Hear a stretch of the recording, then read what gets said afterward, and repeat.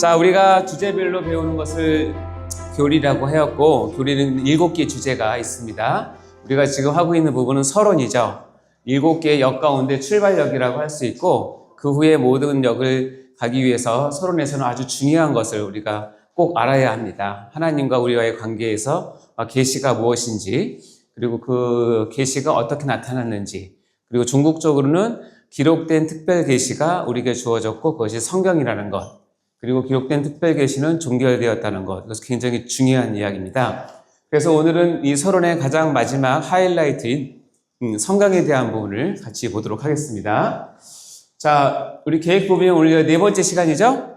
첫 번째는 교리의 이해 종교란 계시와 은총, 지난번에 특별 계시 배웠었고, 특별 계시에서 이제 기록된 특별 계시인 성경에 대해서 우리가 언급을 했고요. 자, 오늘은 그 중에서 성경에 대해서 좀 더 우리가 깊이 있는 이해를 하도록 하겠습니다. 그리고 나서 이제 하나님의 본질로 넘어갈 텐데, 자, 우리 저번에 했던 거 리뷰 한번 해볼까요? 자, 1번 시작. 하나님께서 계시를 위하여 더 이상 현현, 직접 전달, 표적, 기록을 사용하지 않으신다. 기록을 완성하심으로 하나님의 계시는 종결되었다. 자, 이 말 이해하시죠? 자, 두 번째 중요한 겁니다. 시작. 성경은 기록된 특별 계시이다. 하나님께서는 오직 성경만을 유일한 특별 계시로 주셨다. 즉 성경 자체는 인간의 말이 아니라 우리에게 주시는 살아계신 하나님의 말씀입니다. 기록된 특별 계시는 성경이고 유일한 특별 계시라는 거 꼭 기억하셔야 됩니다.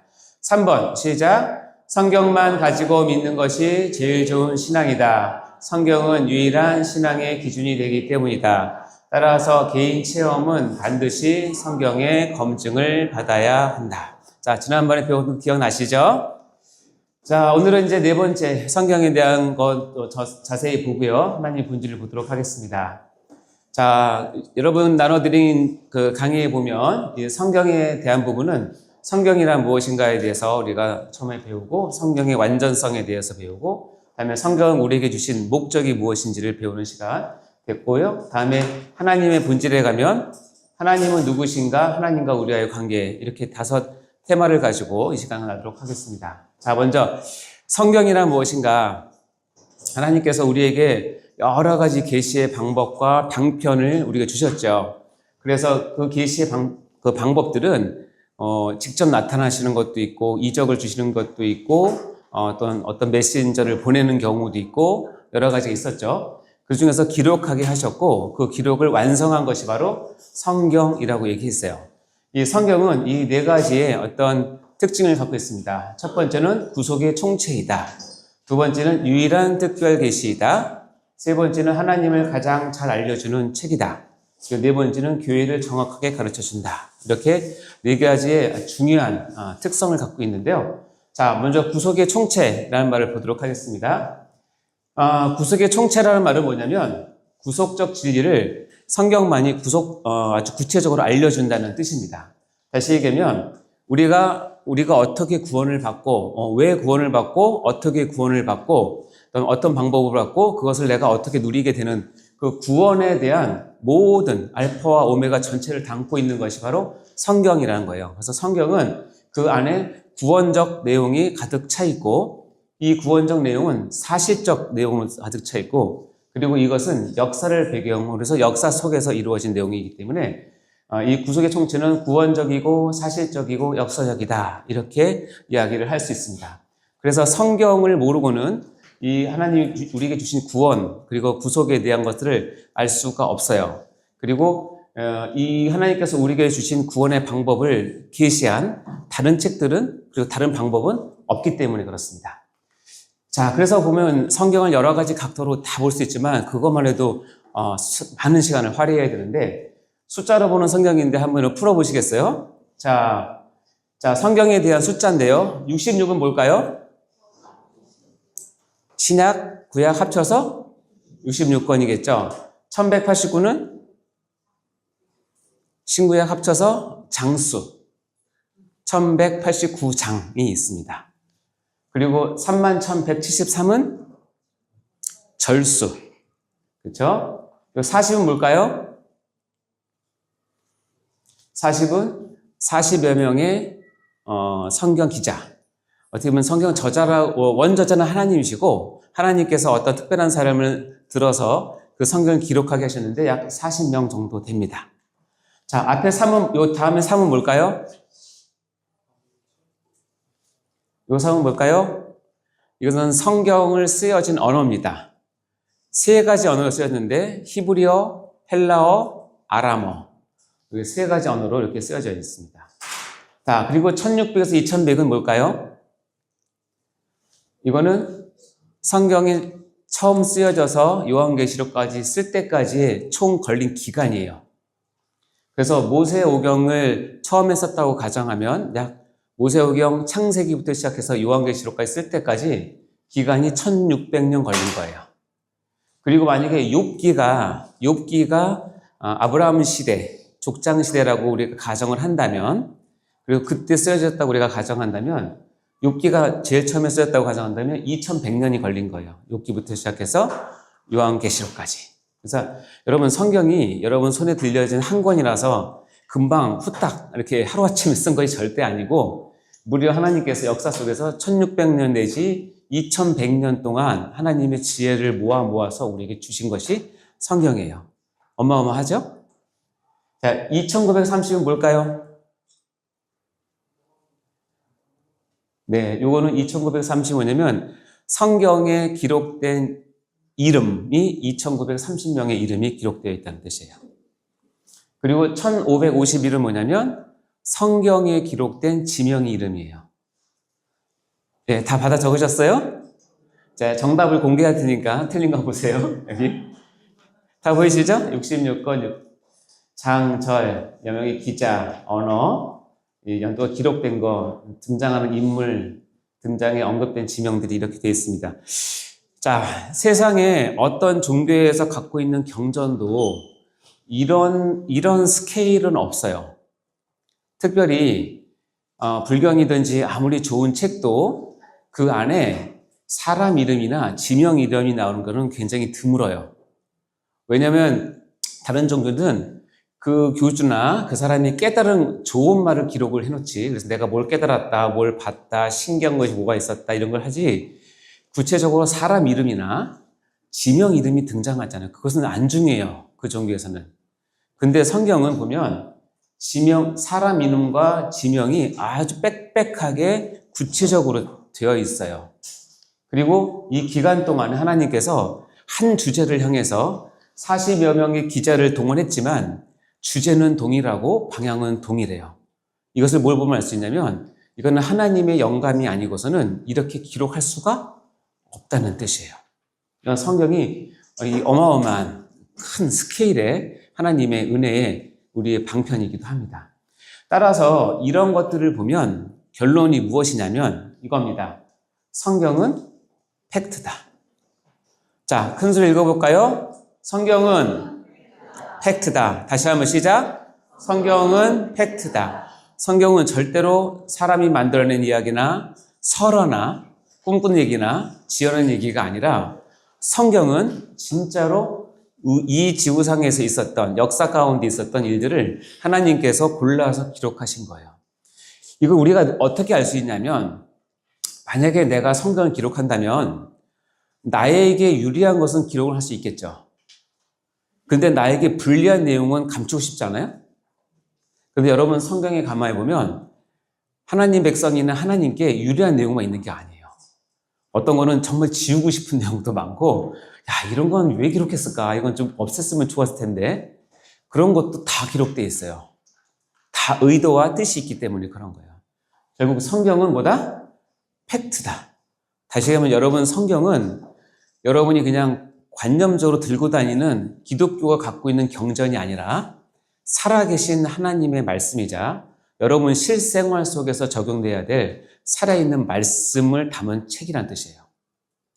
그렇기 때문에 성경을 관념적으로 아시면 안 돼요. 성경은 팩트예요. 여러분의 삶이고 여러분이 앞으로 살아가야 될 삶의 가장 중요한 기준이 되는 것이 성경이에요. 따라서 성경을 멀리하면서 신앙생활을 한다는 것은 말이 안 되는 거예요, 사실은.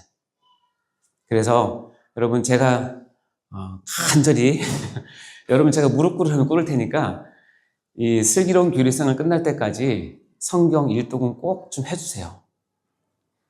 아멘? 네. 의무감을 가지고 해보세요. 그러면 하나님께서 큰 은혜 주세요. 성경을 손에 떠나서 하는 신앙생활은 절대 위험합니다. 왜냐하면 성경은 이 팩트를 통해서 하나님께서 역사하시기 때문에 그렇습니다. 자, 성경은 유일한 특별 계시이다. 기억나시죠? 그래서 성경은 유일한 특별 계시이기 때문에 하나님께서 아주 싫어하시는 것이 있어요. 그게 뭔지 아세요? 성경을 넣었다 뺐다.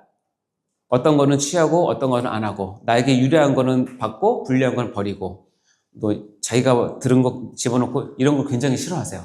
신명기 4장 2절 말씀 읽어볼까요? 시작. 내가 너에게 명하는 말을 너희는 가감하지 말고 내가 너에게 내리는 너희 하나님 여호와의 명령을 지키라. 가감하지 말라고 얘기하고 있죠. 자, 잠언에 보면 이렇게 너는 그의 말씀에 더하지 말라. 그가 너를 책망하시겠고 너는 거짓말하는 자가 될까? 즉 성경의 말씀을 더하면 거짓말하는 자가 된다는 뜻이에요. 그리고 요한계시록 22장 이 말은 굉장히 중요하다고 그랬었죠. 기억나십니까? 여러분 성경책에 보는 성경책에 요한복음 22장 18, 19절은 밑줄 치고 형광펜 치고 별표 치고 꽃표 치고 거기다가 판박이를 넣던지 이건 너무너무나 중요한 얘기예요. 같이 한 목소리 읽어봅시다. 시작. 내가 이 두루마리의 예언의 말씀을 듣는 모든 사람에게 증언하노니 만일 누구든지 이것들 외에 더하면 하나님이 이 두루마리에 기록된 재앙들을 그에게 더하실 것이요 만일 누구든지 이 두루마리 예언의 말씀에서 제하여 버리면 하나님이 이 두루마리에 기록된 생명나무와 및 거룩한 삶의 참여함을 제하여 버리시라. 더하면 안 되고 빼도 안 된다. 이건 하나님의 마지막 명령이기도 해요. 그러니까 오직 성경만이 완성된 66권으로 완성된 하나님의 특별 계시예요. 유일한. 그리고 이제 성경은 하나님을 가장 잘 알려주는 책이에요. 우리가 하나님을 아는 방법 중에서 우리가 첫 번째 시간에 배운 것 중에 일반 계시가 있었죠. 우리가 자연이나 해나 바다나 공기뿐만 아니라 산 이런 거 모든 걸 보면서 하나님이 창조 때부터 가지고 있던 신성과 능력을 그 안에 담겨져 있기 때문에 거기서 우리가 그것을 하나님을 보면서 우리가 하나님을 찬양할 수 있지만 하나님을 구체적으로 알 수는 없어요. 왜냐하면 인간은 자아 죄를 뒤집어 쓰고 있기 때문에 그것이 죄가 해결되지 않는 이상은 하나님을 잘 알 수 없겠죠. 그런데 성경은 바로 이 하나님을 가장 잘 알려주는 책이에요. 유일하게. 자, 요한복음 1장 14절 말씀 읽어볼까요? 시작. 말씀이 육신이 되어 우리 가운데 거하심에 우리가 그의 영광을 보니 아버지의 독생자의 영광이요 은혜와 진리가 충만하더라. 말씀이 육신이 됐다는 거 우리 저번 시간에 얘기했습니다. 그 당시 헬라에서 이 요한복음이 쓰여질 당시는 이 말씀 로고스라고 하는 개념은 요한이 여기서 예수님을 로고스라고 표현했는데 이건 예수님만 뜻하는 것이 아니라 각 종교나 철학에서 가장 최고의 단어, 가장 존귀한 단어, 그 종교의 가장 우두머리를 뜻할 때 로고스를 썼거든요. 그래서 요한은 예수님을 로고스라고 표현했어요. 거기까지는 세상 사람들 다 이해해요. 아, 쟤네들이 믿는 종교도 로고스가 있구나. 우리도 있는데. 여기까지는 이해가 되는데 이거는 유일한 거예요. 말씀이 뭐가 됐어요? 육신이 됐다는 것은 그 사람들이 이해를 못하는 거예요. 어떻게 로고스가 육신이 되지? 근데 우리 기독교의 핵심은 뭐냐면 그 로고스가 육신이 되어서 우리 가운데 우리와 함께 거하시는 거예요. 이것이 우리 기독교의 핵심인데 그렇게 함으로써 우리 가운데 거하심으로써 우리가 예수님의 즉 하나님의 뭘 보여요? 영광을 볼 수 있는 거예요. 우리는 영광이라는 단어를 너무 쉽게 쓰지만 실은 영광이라는 이 단어는 신구약에 있어서 가장 무게 있는 단어이고 이것을 다 설명할 수 없는 단어예요. 실은. 근데 이 말씀을 통해서 육신이 되신 우리가 예수님을 만나면 하나님의 뭘 보냐면 영광을 보게 돼요. 그리고 그 영광은 뭐냐면 그분이 아버지의 독생자라는 것을 깨닫게 되고 그의 영광이고 그리고 은혜와 진리가 충만한 영광 그리고 하나님을 보게 된다는 뜻이에요. 결국 성경은 하나님을 가장 잘 알려주는 책이고 예수님을 통해서 육신이 되신 그분께서 이 땅에 오셔서 이제 말씀을 완성하심으로 우리가 하나님을 제대로 볼 수 있는 눈을, 귀를 열어주었다는 뜻입니다. 자, 요한복음 5장 39절 말씀 읽어볼까요? 시작. 너희가 성경에서 영생을 얻는 줄 생각하고 성경을 연구하거니와 이 성경이 곧 내게 대하여 증언하는 것이라. 네, 이 말씀은 제가 신학교 신대원에 갈 때 제가 가장 붙들었던 말씀 중에 하나인데, 여기 보면 여러분이 성경에서 영생을 얻는 줄을 알고 성경을 연구하여 그럴 수 있어요. 그런데 성경을 연구할 때 가장 핵심적이고 가장 놓치지 말아야 될 중심 주제가 있는데 뭐냐면, 성경은 보면 볼수록, 깨달으면 깨달을수록, 공부하면 공부할수록, 파헤치면 파헤칠수록 누구에 대해서? 누구에 대해서? 이게 내가 누구예요? 성경은 예수에 대해서 증언하는 책이에요.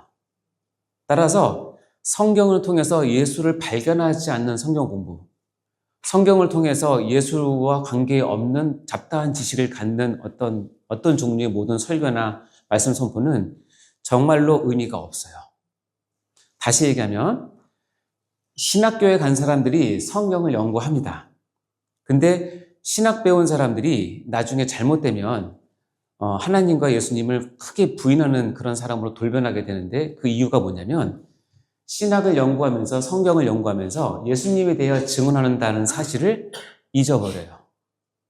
이것을 내 학문으로, 내 지식으로 내가 깨닫는 걸로만 알고 있기 때문에 이거는 성경을 잘못 접하는 아주 대표적인 거예요. 여러분, 성경을 통해서는 잡다한 지식을 얻을 수도 있겠지만 그것이 중요한 게 아니라 성경 곧 누구에 대해서? 예수에 대해서 증언하는 책이기 때문에 창세기를 펴도 출애굽기를 펴도 레위기를 펴도 히브리서를 펴도 요한계시를 펴도 모두 다 예수께 초점이 맞춰져야 되는 거예요. 아멘? 우리가 지난주 담임 목사님 설교 가운데 욥에 대해서 설명할 때 욥이 예수님을 예표한다고 하는 거 말씀 들어보셨어요? 두 가지를 드셨어요. 욥이 까닭 없이 고난받는다는 것과 욥이 자기 친구를 위해서 제사장적 입장에서 그들의 죄를 용서해 줄 수 있는 제사장의 역할을 한다는 것. 이것이 바로 예수 그리스도께서 하셨던 그 역할을 욥이 하는 것을 예표한다고 하셨죠. 그러니까 모든 성경을 읽을 때는 예수께 초점을 맞춰서 읽는 버릇을 기르셔야 돼요. 그것은 성경은 우리에게 주신 목적이기 때문에 그렇습니다. 아멘? 그 훈련을 여러분 늘 하셔야 성경을 바르게 알 수 있습니다. 그러면서 이 성경은 요한 1서에 보면 이렇게 얘기합니다. 태초부터 있는 생명의 말씀에 대하여 하고 여기 녹색으로 표시되어 있는데, 자, 생명의 말씀에 대해 우리가 들은 바, 본 바, 손으로 만진 바, 보았고 더불어 누렸다라고 표현을 합니다. 이건 꼭 뭐 같아요, 여러분? 여러분 혹시 연애해 보셨습니까? 연애해 보면 듣고 싶죠? 그분 보고 싶죠? 손으로 만져보고 싶죠? 보고 또 보고 싶죠? 그리고 더불어 누리고 같이 살고 싶죠? 사랑하는 사람을 여러분이 이렇게 해서 여러분이 만났다면 생명의 말씀인 성경 말씀도 똑같다는 거예요. 말씀을 들은 바, 본 바, 손으로 만진 바, 보고 또 보고 더불어 누리는 똑같은 일을 성경과 여러분 할 수 있어요. 그러니까 쉽게 얘기하면 성경을 애인 삼으시라는 뜻이에요. 성경을 사랑하는 사람 삼으시라는 뜻이에요. 그러면 어떤 애인이나 어떤 사랑하는 사람보다 성경이 가장 여러분을 잘 이해하고 여러분 끝까지 지켜주고 절대 배신하지 않습니다. 그리고 여러분을 정말로 하나님께 인도하는 귀한 길라잡이가 되기 때문에 성경은 이렇게 여러분 친숙하셔야 됩니다. 그래서 성경을 덮어놓고 믿는 신앙이 제일 위험하다고 그랬죠? 성경은 펼쳐놓고 읽으시면서 해야 돼요. 여러분 저 들어보셨습니까? 후딱신앙 들어보세요? 후딱신앙? 요즘에 교회 성경책을 안 갖고 다니시죠? 옛날에는 성경책 갖고 다니면 후딱이 뭔지 아세요? 일주일 만에 교회 가려고 성경을 딱 집었는데 먼지가 쌓였으니까 불고 탁탁 그래서 후딱신앙이라고 했어요. 절대 그러시면 안 됩니다. 성경은 옆에 끼고 다니고, 성경이 그래도 잘 읽으면 한 3년이나 5년 지나면 너덜너덜해지거든요. 그러면 또 기도하는 가운데 또 성경을 바꾸시고, 그렇게 모인 성경책을 서재에 딱 꽂아놓으면 마음이 얼마나 뿌듯한지. 물론 거기 중간중간에 침 흘린 자국도 있고 눈물 자국도 있고 한데 여러분 애인을 그렇게 사랑했다면 성경을 그렇게 사랑하세요. 아멘? 성경은 유일하게 교회를 정확히 알려주는 책이에요. 어떤 책도 하나님의 가장 위대한 구원의 총체이자 핵심인 교회를 설명하는 책이 없는데 성경만이 교회를 정확히 알려줍니다. 따라서 성경만이 우리의 신앙생활의 처음이자 끝 그리고 기준이 되는 것을 다 알려준다는 뜻입니다. 디모데전서 3장 15절에 보면 만일 내가 지체하면 너로 하여금 하나님의 집에서 어떻게 행해야 할지를 알게 하려 함이니 이 집은 살아계신 하나님의 교회이고 진리의 기둥과 터라고 얘기합니다. 그래서 성경을 통해서는 하나님의 교회와 그것이 진리의 기둥과 터임을 깨닫고 그것을 알려주고 거기서 어떻게 신앙생활을 해야 되는지 무엇을 해야 하나님을 섬길 수 있는지 그리고 이 교회가 이 땅에서 하나님의 복음을 가지고 어떤 일을 해야 되는지를 아주 구체적으로 기록한 것이 성경이에요. 따라서 여러분 교회 생활과 신앙생활을 잘 하시려면 성경에서 제시하는 바, 성경에서 우리에게 요구하는 바, 교회 생활과 신앙생활의 그 기준을 가지고 하셔야 된다는 거예요. 성경을 모르기 때문에 교회 생활을 마음대로 하시는 분이 너무 많아요. 나는 하나님을 사랑해. 그래서 어쩌라고요. 나는 하나님을 예배해. 그래서 어쩌라고요. 그래서 교회에서는 어떻게 행동하고 어떻게 살아야 될지를 누가? 성경에 정확히 가르쳐줍니다. 그래서 성경 없이 신앙생활하면 하나님은 사랑한다고 여러분 인정할지 모르지만 교회 생활은 자기 멋대로 하는 경우가 너무 많습니다. 왜냐하면 성경은 안 보기 때문에. 자, 그래서 성경은 완전하다고 저희는 믿습니다. 우리 개혁주의는 성경은 완전하다, 완벽하다, 완전하다고 믿는데 그거를 조금 풀어서 한다면 이런 6가지 측면에서 완전하다고 저희는 고백을 하는 거예요. 성경은 우리의 충족성 면에서 완전하다, 명료성 면에서 완전하다, 필요성 면에서 완전하다, 유일성 면에서 완전하다, 권위성 면에서 완전하다, 그리고 독자적 신임성 면에서 완전하다. 말이 좀 어려워서 힘들겠지만 내용은 어려운 거 없습니다. 다 여러분이 알고 있는 내용인데 먼저 충족성을 볼까요? 충족성이란 건 뭐냐면 내가 하나님을 아는데 성경만 가지고도 완벽하게 충족된다는 뜻이에요. 내가 하나님을 알아가는데 성경 외에 다른 것을 알 필요가 없다는 뜻이에요. 여러분 혹시 오해하실지 모르겠는데 하나님은 여러분이 생각하는 것보다 훨씬 크시고 훨씬 넓으시고 우리의 레벨이 차원이 다른 분이세요. 근데 그분이 자신을 계시하시는데 성경 66권의 말씀 가운데 자기를 담아서 계시했어요. 자, 그럼 물을게요, 여러분. 성경에 있는 하나님이 원래 있는 하나님보다 클까요, 작을까요? 성경에 있는 하나님이 하나님 전체를 담아냈을까요? 자, 이해 못하십니까? 원래 하나님 있어요. 성경이 우리 66권을 줬어요. 이 66권에 있는 하나님에 대한 기술, 설명이 원래 하나님 전체를 다 담았을까요? 아니면 일부만 담았을까요? 일부만 담았죠. 그거는 성경 밖에 있는 하나님은 워낙 크시고 우리의 상상을 뛰어넘어요. 근데 성경 밖에 있는 하나님은 실은 우리에게 하나님께서 여기까지 너희가 알 필요 없어라고 안 가르쳐 주신 거예요. 그러니까 이 밖에서 역사하시는 하나님은 우리가 만나게 되면 너무너무 놀라고 너무너무 신기한 거예요. 그러나 하나님은 하나님이세요. 그러나 중요한 건 뭐냐면 성경 안에 66권 안에 있는 하나님을 아는 것만으로도 하나님 입장에서는 여기 있는 것만 알아도 나에 대해서 충분히 알고 나를 예비하고 나의 사명을 가지고 충분히 살 수 있을 만큼 다 충족하게 담았다는 뜻이에요.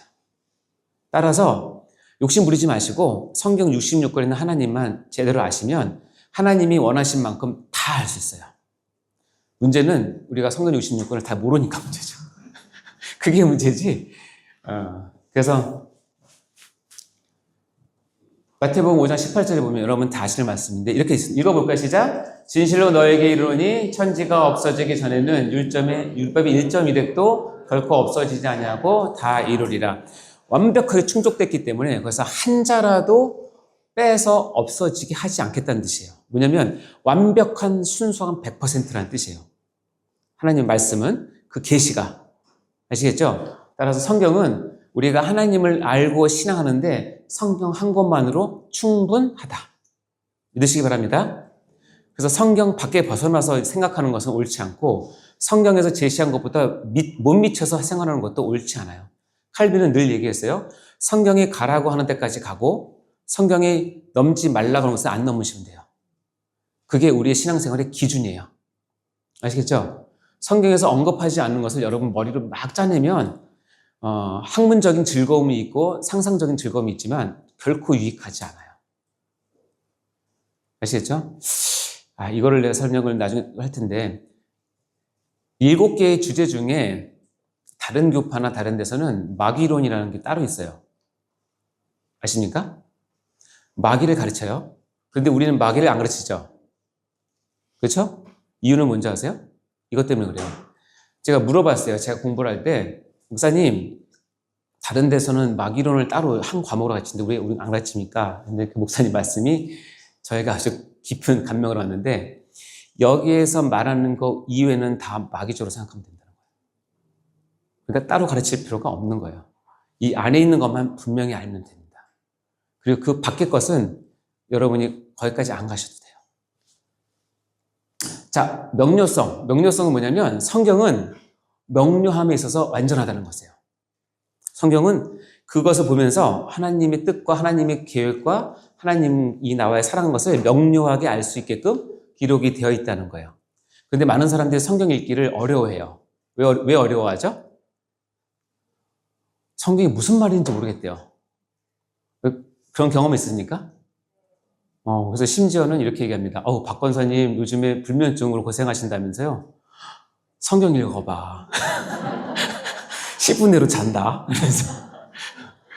그래서 뭐냐면 성경이 읽어서 어렵고 불명확하다. 이것은 오해예요. 성경이 불명확한 게 아니라 성경을 보는 우리 눈이 가려져 있고 지약으로 쌓였기 때문에 불명확하게 보이는 것이지 성경 자체는 하나님의 계시를 드러내면서 100% 퓨어하게 완벽하게 깨끗해요. 우리가 모를 뿐이에요. 여기 나이 드신 분들 계신지 모르겠는데 여러분 옛날 영화 얄개시대 기억나십니까? 얄개시대? 이승현 씨가 배우 얄개시대, 고교 얄개. 나이 차이가 많이 나는데. 고교 얄개 1편에 보면 재밌는 장면이 나오는데 그 얄개가 엄청난 개구장이거든요. 이제 학교에서 수업하는데 한 녀석이 자고 있었어요. 자고 있는데 걔 안경에다가 빨간색 매직을 막 칠했어요. 막 칠하고 나서 가만히 있다가 갑자기 불이야! 그러니까 어떻게 되냐면 걔가 딱 눈을 떴는데 어떻게 보여? 다 빨간 거야. 그러니까 제가 불난 줄 알고 막 정신없이 다니고요. 사람들은 막 웃고. 자, 불 났어요? 안 났어요? 근데 걔는 빨갛게 보이죠? 왜? 안경에 빨간색을 칠했으니까. 성경이 불명확한 게 아니에요. 성경은 완벽하게 명료해요. 근데 여러분이 왜 성경을 보면 졸리고 왜 못 깨닫고 왜 어렵냐고요? 그건 여러분의 눈이 가리워져 있어서 그래요. 여러분도 경험하셨을 거예요. 내가 죄에 대해서 정말 회개하고 하나님과 깊이 관계를 갖고 하나님과의 그런 어떤 사랑을 받으면 성경을 잠깐만 읽어도 막 쏙쏙 들어옵니다.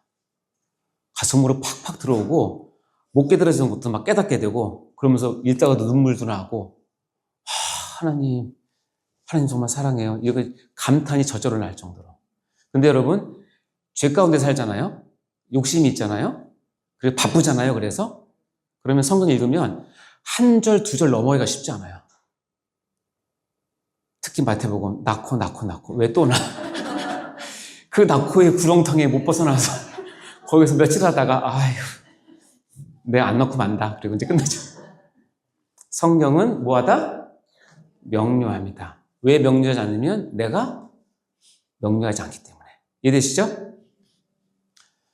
시편에 보면 이렇게 되어 있습니다. 앞에 여호와의 이렇게 녹색으로 된 건 하나님 성경에 대한 예명이에요. 율법, 증거, 교훈, 계명, 경외하는 도 법. 이것은 하나님의 성경에 대한 예명이고 이 예명에 대한 수식하는 걸 보세요. 완전하며 다시 해봐요. 완전하며 확실하며 정직하여 순결하여 정결하여 진실하여 이것이 하나님의 말씀에 대한 성경의 증언이에요.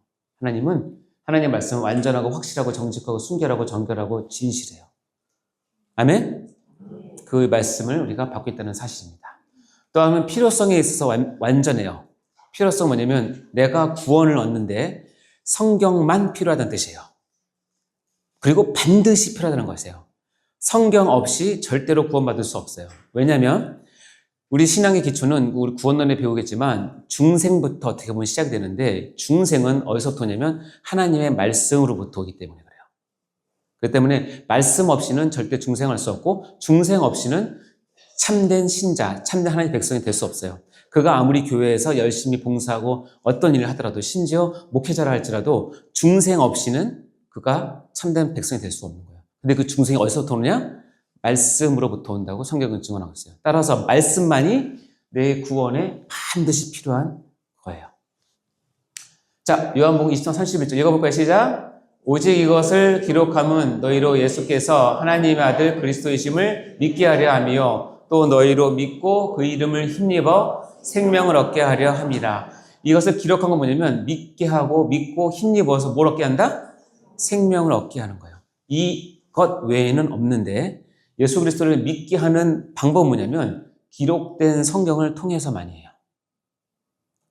무슨 아시겠죠? 그래서 우리가 전도를 하거나 설교를 하거나 특강을 하거나 뭘 하든지 하나님의 말씀을 갖고 해야 되는 이유는 뭐냐면 말씀이 선포되어야 이 믿음이 생기기 시작하는 것 때문에. 아무리 훌륭한 예와 감동적인 이야기, 재밌는 거, 그거는 그 말씀을 이렇게 도와주는 이렇게 부수적인 거, 이렇게 그런 거지, 절대로 그거 갖고 사람이 변하지 않습니다. 사람의 영혼은, 그 딱딱한 사람의 영혼은 말씀이 들어가서 깨부셔야 바로 그 사람이 거듭나게 되기 때문에 그렇습니다. 그러니까 말씀은 그래서 귀한 겁니다. 유일합니다. 당연하죠? 특별계시, 유일한 특별계시. 이거 외에 다른 것이 없습니다. 아멘? 여러분이 분명히 고백하셔야 됩니다. 다른 어떤 성경 모임 갔는데 성경 외에 다른 책을 뒤밀면 바로 그 자리에서 일어서 나오셔야 됩니다. 아시겠죠? 이건 우리 교주가, 거기서 교주가 우리 목사님이 하신 말씀만 모았는데 이렇게 나오기 시작하면 반드시 나오셔야 됩니다. 하나님은 허용하지 않습니다. 자, 여기 보면 이는 너희로 하여금 뭐라고 되어 있어요? 기록된 말씀 밖으로 넘어가지 말라. 이유는 뭐냐면 성경은 읽어봐요. 신앙과 행위의 정황무한 유일한 법칙이에요. 여러분이 신앙하고 여러분이 어떻게 살 것에 대한 정황무한 유일한 법칙으로 성경을 주셨기 때문에 기록된 말씀 밖으로 넘어간다는 뜻은 뭐냐면 성경이 제시한 정황무한 유일한 법칙 외에 또 다른 법칙을 내가 갖고 싶다는 거예요. 그러니까 하나님이 정한 법도 외에 내가 정한 법도, 세상에 정한 법도, 아니면 어떤 집단이 정한 법도를 내 생활에, 내 신앙에 또 하나의 기준을 갖고 싶다라고 하는 것이 성경 기록된 말씀 밖으로 넘어간다는 뜻이에요. 여러분은 절대로 이거 하시면 안 됩니다. 성경만이 신앙과 나의 행위의 정황무한 유일한 뭐다? 법칙이다. 여러분이 헷갈리시거나 어려우시면 성경을 보시면서 내가 어떻게 살지를 고민하시면 됩니다. 이것만이 정확한 법칙이기 때문에 그렇습니다. 권위에 있어서 성경은 완전합니다. 그래서 베드로 후서에 보면 이렇게 됐습니다. 먼저 알 것은 성경의 모든 예언은 어떻게 해요? 사사로이 풀 것이 아니라 성경을 사사로이 풀면 안 된대요. 이유가 뭔지 아세요? 예언은 언제든지 사람이 낸 것이 뜻으로 낸 것이 아니요 오직 성령의 감동하심을 받은 사람들이 하나님께 받아 말한 것이기 때문에 하나님의 감동을 받아서 하나님께 받아서 말한 하나님 말씀이기 때문에 이 성경을 사사로이 풀면 안 된다. 그러면 성경을 어떻게 풀어요? 거꾸로 하면 돼요. 내가 성경을 깨닫고 싶으면 어떻게 되냐면 내가 성령의 감동을 받으면 돼요. 이건 이제 성경의 감동이라고 표현 안 하고 조직시장적으로는 성경을 기록할 때는 성경의 감동으로 기록됐다고 표현하고 이제 여러분은 감동된 성경을 내가 내 하나님 말씀을 받기 위해서는 성령의 조명이 필요하다고 얘기해요. 성령의 조명. 그 말씀을 깨닫게 해주시는 하나님의 은혜예요. 성령의 조명을 받아서 하나님의 말씀을 듣고 하나님의 원하시는 그 내용을 우리가 깨달아 아는 것이 중요한 거죠. 그래서 이 사사를 풀면 절대로 안 된다는 사실. 그리고 이 권위는 그래서 하나님께로부터 왔기 때문에 신적 권위, 절대적 권위, 규범적 권위, 역사적 권위가 다 있는 것이 성경 말씀이다. 그래서 여기 이사야서에 보면 이렇게 됐습니다. 너희는 여호와의 책에서 찾아 읽어보라. 이것들 가운데 빠진 것이 하나도 없고 제짝을 없는 것이 없으리니 이는 여호와의 입이 이를 명령하였고 그의 영이 이것들을 모으셨습니다. 여호와의 입이 이를 명령했고 그의 영, 이게 누구죠? 그의 영은 성령님이에요. 구약에 나오는 성령님이 그것을 모으셔서 기록한 것이 성경 말씀이라는 뜻이에요. 따라서 성경은 누가 마태나 누가나 사도 바울이나 모세나 그런 사람이 개인적으로 사사를 기록한 것이 절대 아니고 모두 뭐예요? 하나님께서 명령하셨고 성령님의 감동을 따라서 했기 때문에 성경은 신적인 권위에 있어서 완전하다는 뜻이에요. 아시겠죠? 독자적 신임성, 이 말은 좀 어려우신가요? 쉽게 얘기하면 성경 스스로가 하나님 말씀이면 스스로 증거한다는 뜻입니다. 그래서 베드로의 후서에 보면 이렇게 됐습니다. 하나님의 말씀으로 받음이 진실로 그러하도다. 밑에 읽어볼까요? 시작. 이 말씀이 또한 너희 믿는 자 가운데서 역사하느니라. 자, 이 베드로가 이렇게 얘기했어요. 우리가 하나님께 끊임없이 감사하는 이유가 있는데 우리에게 들은 바 하나님의 말씀을 받을 때에 사람의 말로 받지 않고 하나님의 말씀으로 받으니 참 너희들 잘했다. 이렇게 칭찬하는 거예요. 자, 우리가 하나님의 말씀을 받았는데 그 말씀이 어떻게 해요? 이제는 우리 안에 들어와서 뭐 한다? 역사를 하는 거예요. 하나님의 말씀이 능력 있게 능력을 가지고 행사도 하시고 역사에서 하나님의 뜻을 이루어가고 하나님의 방향대로 우리를 이끌어 가신다. 그래서 성경은 성경 스스로가 운동하고 역사하고 능력을 가지셔서 성경 스스로가 하나님 말씀임을 스스로 증명한다. 이런 얘기입니다. 자, 여기까지 내용들 보면서 성경이 그런 것이구나 알았다면 이거는 여러분이 이제 꼭 아시면 좋은데 세상 종교 가운데 우리가 갖고 있는 성경을 갖고 믿는 종교는 많지 않습니다. 의외로 많지 않고 유대교 같은 경우는 신약을 인정하지 않기 때문에 우리가 따질 수는 없고 그래도 우리가 갖고 있는 66권을 가지고 성경을 가지고 신앙생활하는 것이 개혁주의, 우리가 좀 속한 개혁주의와 또 하나는 로마 카톨릭입니다. 근데 차이가 있는데 뭐냐면 로마 카톨릭과 개혁주의의 가장 큰 차이는 뭐냐면 성경을 바라보는 시각과 근본이 달라요. 그래서 이거는 어떻게 보면 얼핏 보면 서로 형제처럼 같지만 우리 옛날 선배들은 아주 과감하게 얘기했어요. 카톨릭은 이단이다라고. 지금 우리가 그렇게 얘기하지는 않지만 내용상 보면 자, 우리는 봐요. 완전성, 충족성, 명료성, 필요성, 유일성, 권위성, 신임성에 의해서 우리는 완전하고 충족하고 명료하고 절대 필요하고 유일한 법칙이고 성경에서 인정한다고 하죠. 제가 지금 설명한 내용입니다. 이해되셨죠? 근데 카톨릭은 어떻게 되냐면 성경의 완전은 불완전하다고 얘기를 해요. 성경은 불완전하기 때문에 성경이 제대로 성경처럼 쓰이려면 외경도 필요해요. 66권 말고 다른 성경도 필요하고 그리고 중요한 건 교회의 전통이 필요하고 그다음에 주교, 성경을 해석하는 로마 카톨릭의 직제가 필요하다고 얘기합니다. 이런 것이 제대로 있을 때만 성경이 완전하지 성경 자체로는 불완전하다고 얘기합니다. 아주 다르죠?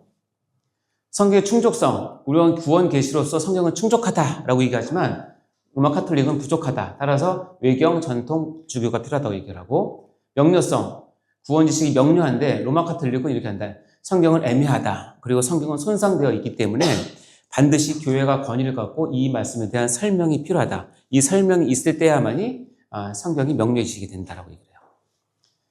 필요성, 절대 필요하다고 얘기하지만 로마 카톨릭은 어느 정도 중요한 것을 인정하지만 절대 필요하다고는 얘기하지 않아요. 우리의 구원에 절대 필요하진 않다. 성경 없어도 구원받을 수 있다라고 얘기해요. 이게 카톨릭이에요. 성경의 유일한 법칙이라고 얘기하지만 여기는 성경 이외에도 다른 구원의 방편이 있음을 노골적으로 얘기를 합니다. 그리고 신임성, 권위성은 성경 스스로 인정한다고 하는데 로마 카톨릭은 뭐냐면 교회가 인정해야 성경이 인정받을 수 있다는 거예요. 다시 얘기하면 성경의 권위보다 교회의 권위가 더 위에 있어요. 따라서 교황이 이 말씀을 해석하면 그것이 원래 성경이 갖고 있는 권위보다 더 상위 개념이기 때문에 언제든지 성경을 바꿀 수 있어요.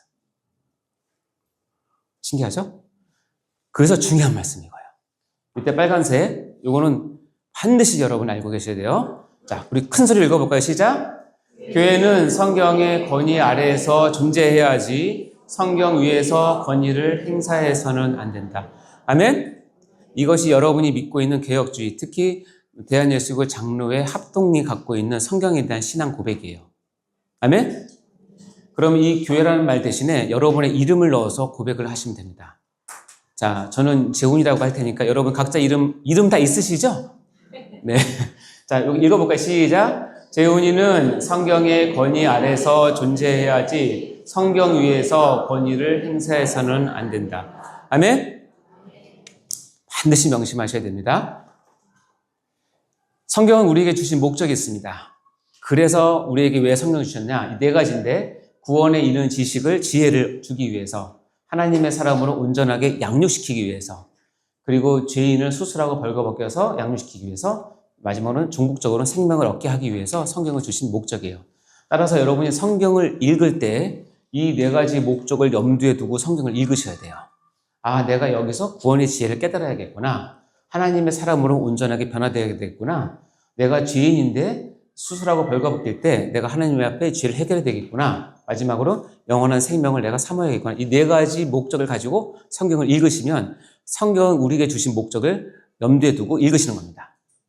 자, 첫 번째 구원에 이른 지혜. 디모데 후서에 보면 이렇게 되어 있죠. 또 어려서부터 성경을 알았나니 성경은 능히 너로 하여금 그리스도 예수 안에 있는 뭘로? 믿음으로 말미암아 뭐예요? 구원에 이르는 지혜가 있게 하면. 성경의 제일 가는 목적은 성경을 통해서 내가 어떻게 구원을 받아야 되나. 더 나아가서 내가 왜 구원받아야 될 존재인가.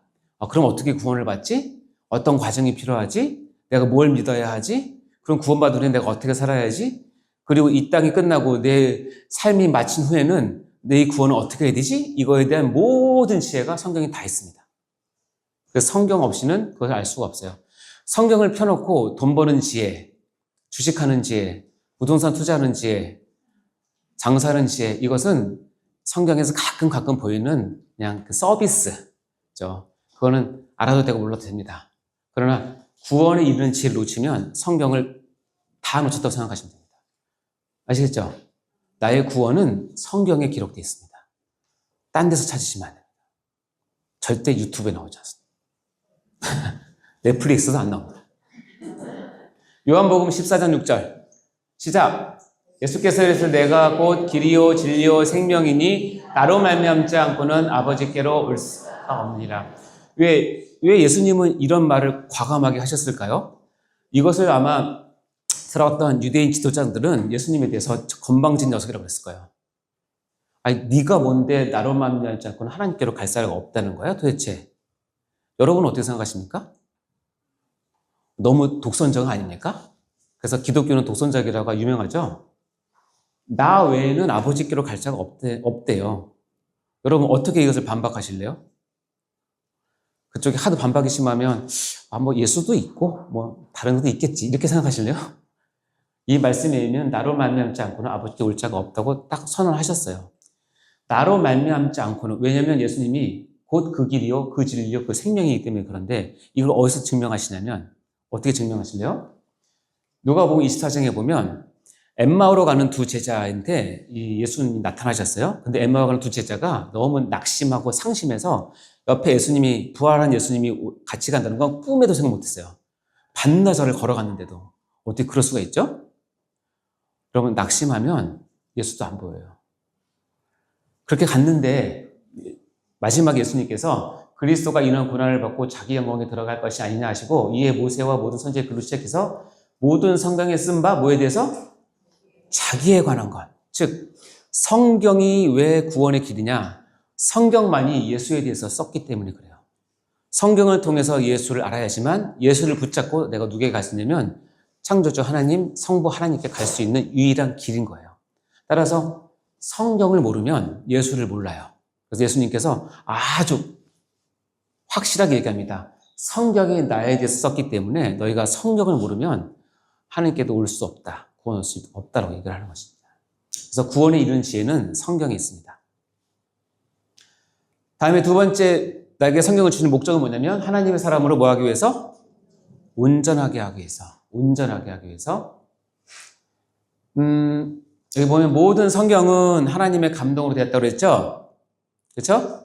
그래서 어떻게 되냐면 하나님의 사람으로 온전하게 해준대요. 이 결론이에요. 모든 성경은 하나님께 감동을 받아 썼기 때문에 그 성경을 받은 사람에게는 어떤 혜택이 오냐면 온전하게 돼요. 여러분, 온전이 뭔지 아세요? 온전은 뭐냐면 의학적인 용어인데 부러진 뼈가 다시 붙어서 접합된 상태를 온전하다고 얘기를 해요. 이해가 되시죠? 그러니까 뭐냐면 모든 사람은 죄인으로 태어나서 모든 관절과 뼈가 으그러져 있어서 걸을 수도 없고 일할 수도 없는 영적인 상태예요. 근데 하나님의 말씀을 통해서 뼈가 착착착 붙고 관절이 붙고 해서 온전하게 서 있는 상태를 온전하다고 표현하는데 성경이 이렇게 사람을 온전하게 한대요. 그리고 온전하기 위해서는 4가지 과정이 같이 되는데 여러분이 겪을 과정이에요. 성경을 통해서 교훈 받으셔야 하고 책망 받으셔야 되고 바르게 함과 의로 교육을 받으셔야 돼요. 그렇게 해야 내가 뭐 할 수 있어요? 온전해질 수 있어요. 그래야 다리 부러졌는데 붙이고 설 수 있는 거예요. 그렇게 세워서 하나님이 뭘 하시냐? 하나님의 선한 일을 행할 능력을 갖추는 거예요. 온전하게 세워서 뭘 하냐면 내가 원하는 곳에 하나님께 쓰고 싶다는 것이에요. 첫 출발은 뭐냐면 성경을 통해서예요. 따라서 성경 없이는 온전할 사람이 없어요. 저는 착한데요. 착한 거는 소용없어요. 착한 게 중요한 게 아니라 성경을 통해서 교훈과 책망과 바르게 함과 의로 교육함을 매일매일 받으셔야 돼요. 안 되면 매 주일을 받으셔야 되고 정 안 되면 신년 축복성회나 여러분 수련회 때 받으셔야 돼요. 이 과정이 없으면 온전하게 될 사람은 없어요. 자, 우리가 했던 것이죠. 자, 읽어볼까요? 중요한 말씀입니다. 시작. 우리가 다 하나님의 아들을 믿는 것과 아는 일에 하나가 되어 온전한 사람을 이루어 그리스도의 장성한 분량에 충만한 데까지 이르리니. 봐요. 믿는 것과 아는 일에 하나가 되는 게 온전한 사람이 된대요. 온전한 사람이 돼야 아까 했지만 하나님의 일을 할 수 있고 또 하나 뭐냐면 그리스도의 장성한 분량에 충만한 데까지 자라갈 수가 있어요. 자, 그럼 여러분 물을게요. 믿는 것과 아는 일이 하나가 되는 게 뭐예요? 내가 믿는 거. 믿으면 된다고 했는데 또 있나? 아는 거. 궁금하시죠? 별로 안 궁금하니까? 궁금하다고 얘기해 주세요. 궁금하시죠? 이 믿는 것과 아는 일을 지금 설명하면 한 30분 넘게 해야 되고요. 조금 있다가 제가 이 말씀을 다시 한번 여러분께 말씀드릴 텐데 그때는 딱 들으면 딱 올 거예요. 그러니까 거기 표시해 놓으세요. 이거 뒤에 나온다고. 표시해 놓으세요. 네. 자, 넘어갑시다. 그리고 성경의 목적은 죄인을 수술하고 벌거벗긴 그리고 온전하게 해서 양육시키는 건데 히브리서 말씀에 보면 이렇게 되어 있습니다. 여러분 아는 말씀인데 하나님의 말씀은 살아있고 활력이 있어 좌우의 날선 어떤 검보다 예리해서 혼과 영과 및 관절과 골수를 찔러 쪼개기까지 해요. 그리고 우리의 마음과 생각과 뜻을 판단해서 지으신 것이 하나도 그 앞에 나타나지 않음이 없고 우리의 결산을 받으실 이 눈앞에 만물이 벌거벗은 것 같이 드러납니다. 제가 여러분께 물어볼게요. 여러분 하나님의 말씀을 대하면서 읽으면서 말씀을 들으면서 설교를 들으면서 성경 공부를 하면서 여러분이 이것이 찔러 쪼개는 경험을 해보신 적 있나요? 아니면 여러분이 벌거벗은 것처럼 수치를 느끼신 적 있나요? 말씀 때문에. 말씀이 원래 이런 효과가 있는 건데 여러분이 아직 이게 뭔 말인지 잘 모르면 아직 말씀이 여러분 가운데 강력하게 역사한 것은 아닐 수도 있어요. 이거는 경험해 본 사람이 알아요.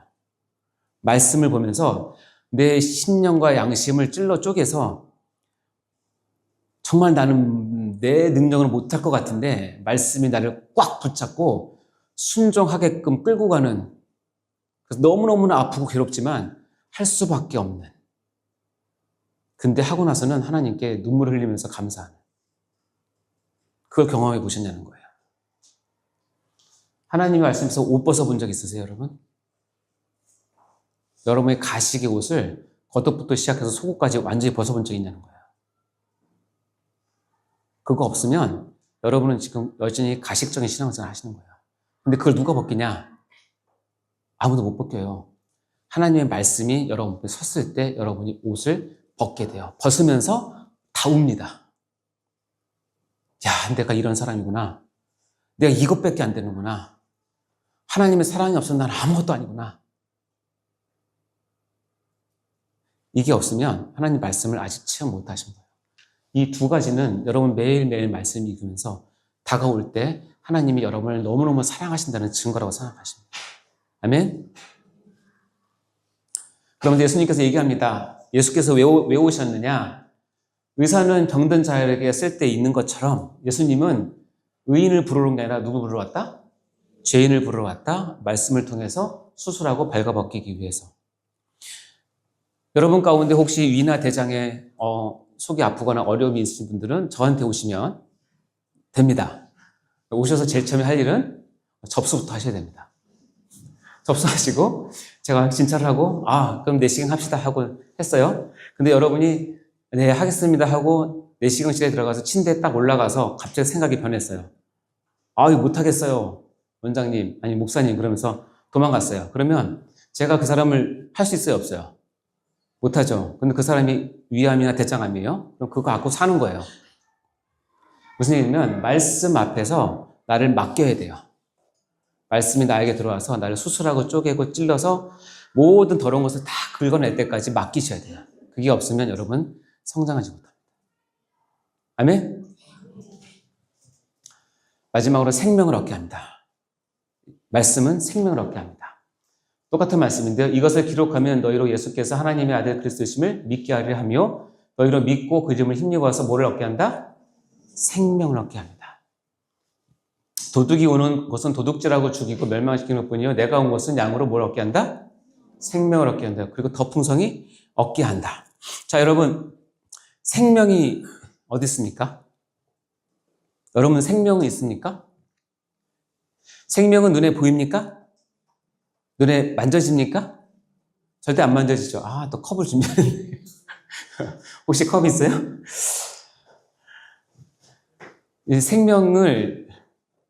생명은 이 당시에 가장 핫한 그 당시 헬라에서 가장 핫한 주제 중에 하나였어요. 그래서 그 당시 문헌을 보면 생명에 대해서 그렇게 많은 사람들이 알고 싶어 했고 갖고 싶어 했고 누리고 싶어 했던 것이 생명이에요. 근데 예수님께서 이걸 생명을 지금 얘기하고 있는 거예요. 자, 예를 들어 봅시다. 제가 이게 생명이에요. 이건 일단 생명을 칩시다. 이거는 만질 수 없어요. 근데 있는 건 분명해요. 그렇죠? 생명은 있죠? 제가 여기 생명을 이렇게 담아놨어요. 컵에 담아놨어요. 여러분, 이 생명을 가져가십시오. 그 대신에 이 생명을 만지거나 건드려서는 안 됩니다. 하고 한다면 어떻게 가져가시겠어요, 이거를? 어떻게 가져가실래요? 제가 이 생명을 컵에 담아놨잖아요? 이걸 내가 집으로 가져가야 살아요. 그럼 어떻게 하실래요? 이걸 만질 수 없어요? 그렇죠? 이 컵을 가져가면 되죠. 다시 얘기하면 생명은 만질 수 없고 느낄 수 없고 볼 수 없어요. 맛볼 수도 없어요. 근데 담고 있는 컵이 있다면 내가 이 컵을 가져가면 내가 지금 생명을 집으로 가져갈 수 있죠. 생명은 눈에 보이죠. 생명은 눈에 보이잖아요. 근데 생명이 지금 예수라는 몸 안에 담겨져 있어요. 내가 생명을 가지려면 생명은 내가 가져올 수 없어요. 그러니까 어떻게 해요? 예수를 가져가면 돼요. 예수 안에 생명이 있기 때문에 내가 예수를 믿고 영접하면 나에게 뭐가 와요? 덤으로 생명이 와요. 이게 예수 믿는 이유고 예수님께서 그것 때문에 오셨어요. 그걸 어디서 얘기하냐면 하나님께서 생명을 주시러 오셨기 때문에 이 생명은 예수 그리스도고 예수 그리스도는 누가 증명하냐면 오직 성경만이 증명하기 때문에 성경을 통해서 여러분 예수를 얻는 거예요. 여러분 다 생명 가시기 바랍니다. 다른 말로 예수를 잘 믿기 바랍니다.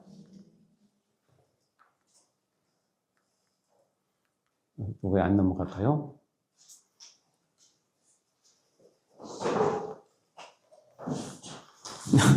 너무 감동이 돼서 안 넘어가나? 손으로 한번 눌러줄래요? 다음 거? 이건 되는데 왜 이거 안 넘어가죠? 다음 거 눌러주세요. 아이 참. 페이지 다운 누르시면 돼요. 페이지 다운. 네.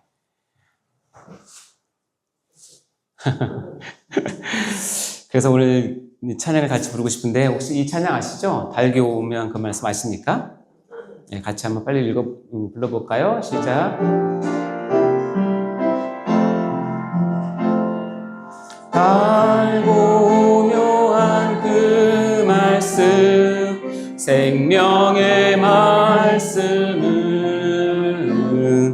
귀한 그 말씀 진실로 생명의 말씀이 나의 길과 믿음 밝히 보여주니 아름답고 귀한 말씀 생명샘이로다. 아름답고 귀한 말씀 생명샘이로다. 귀한 주님의 말씀은 내 노래 되도다. 모든 사람을 살리는 생명의 말씀을 값도 없이 받아 생명길을 가니 아름답고 귀한 말씀 생명샘이로다. 아름답고 귀한 말씀 생명샘이로다. 그러면 하나님 말씀에 대한 찬양 자체가 너무 좋죠. 이게 정말 우리 신앙인들의 고백이었습니다. 자, 갈 길이 멀어서 이제 드디어 서론을 지나서 실론으로 갑니다. 여러분, 저는 처음에 이 조직신학을 우리 목사님께, 제 멘토인 목사님께 배우면서 실론을 들어갈 때 그 감격을 잊을 수 없는데, 야, 내가 뭔데 하나님에 대해서 배우나? 내가 뭔데 하나님을 배울 수 있는 기회를 주셨나? 그 감격 때문에 한동안 가슴이 먹먹했던 기억이 납니다. 실론, 하나님 자체에 대해서 배우는 거예요. 세상 어떤 학문에서 가르쳐주지 않는 겁니다. 굉장히 귀한 건데요. 오늘은 두 가지 배웁니다. 하나님은 누구신가와 하나님과 우리와의 관계를 배우게 되는데요. 이 두 가지만, 이 두 가지를 잘 정립을 하셔야 나머지 실론에서 나오는 모든 내용들 뿐만 아니라 이 뒤에 나오는 모든 내용들이 이해가 되십니다. 야, 이제 서론을 통해서 하나님 우리에게 계시를 주셨고 우리에게 찾아오셨고 성경을 주셔서 하나님을 알게 하시는 길을 열어주셨는데, 이렇게 되면 나오는 첫 번째 질문이 뭐냐면, 야, 그럼 하나님은 누구신가요? 하나님은 도대체 누구신가? 여러분 이런 질문 해보신 적 있으세요? 하나님 당신은 누구십니까? 사도 바울이 사울이었을 때 다메섹에서 빛 가운데 예수를 딱 만났을 때 첫 번째 질문이 뭐예요? 당신 누구세요? 이 질문은 근본적이고 영적인 질문이에요. 이 질문 없이 하나님의 자녀된 사람은 없다고 보십니다. 하나님 누구세요? 이거에 대한 답을 여러분이 가지고 계셔야 돼요. 자, 이제 볼까요? 하나님은 누구신가?